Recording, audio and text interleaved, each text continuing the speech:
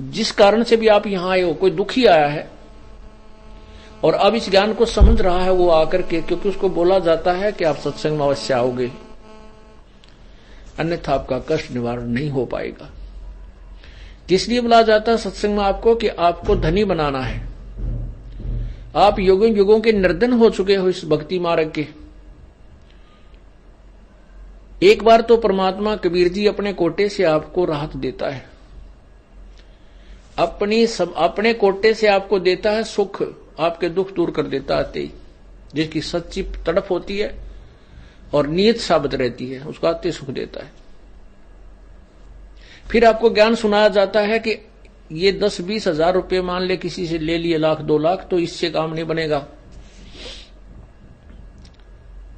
आप अपनी कमाई कोई साधन, कोई व्यवस्था करो ताकि आप साहूकार हो जाओ।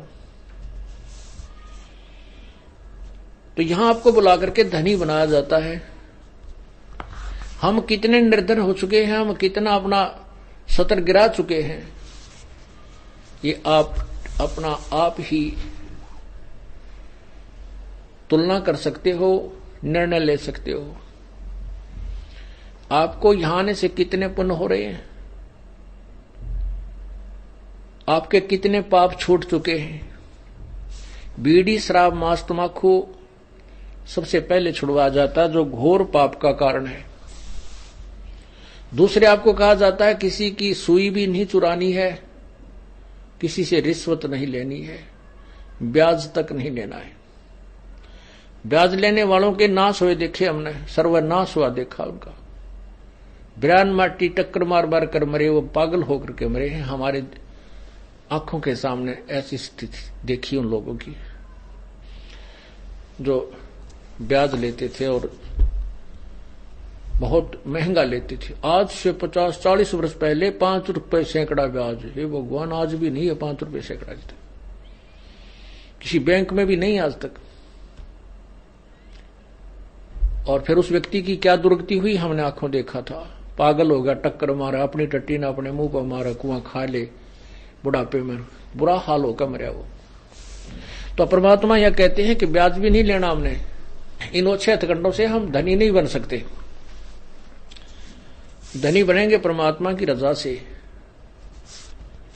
परमात्मा आपको इतना धन दे देगा आप सोच नहीं सकते।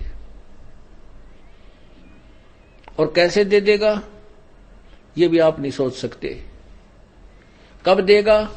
जब आपकी नीत साबित हो जाएगी, आप में कोई दोष नहीं देखेगा, केवल उस परमात्मा से ही आपकी याचना होगी, अन्य किसी देव में आपकी आस्था नहीं रहेगी।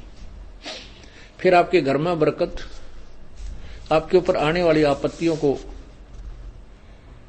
ऊपर के ऊपर टालना शुरू कर देगा। करेगा कैसे? जब हम पति भर्ता पद पर पहुंच जाएंगे। जिस पति को अपनी पत्नी पर शंका हो जाती है तो वो उनमें फिर प्रेम नहीं रहता। और जो पतिभर्ता स्त्री है उसका पति अपने सामर्थ्य के अनुसार उसकी पूरी सुरक्षा करता है, पूरी सुविधाएं देने की चेष्टा करता है। ठीक इसी प्रकार हम आत्माएं, ठीक इसी प्रकार हम सभी आत्माएं उस एक ही परमात्मा की हैं, वो हमारा पति है, सबका मालिक है। पति मीन मालिक, स्वामी, वो हमारा पति है। और हम जब तक उसमें पति भर्ता की तरह आस्था नहीं बनाएंगे तब तक वो हमारी मदद, हमारी सहायता नहीं पूरी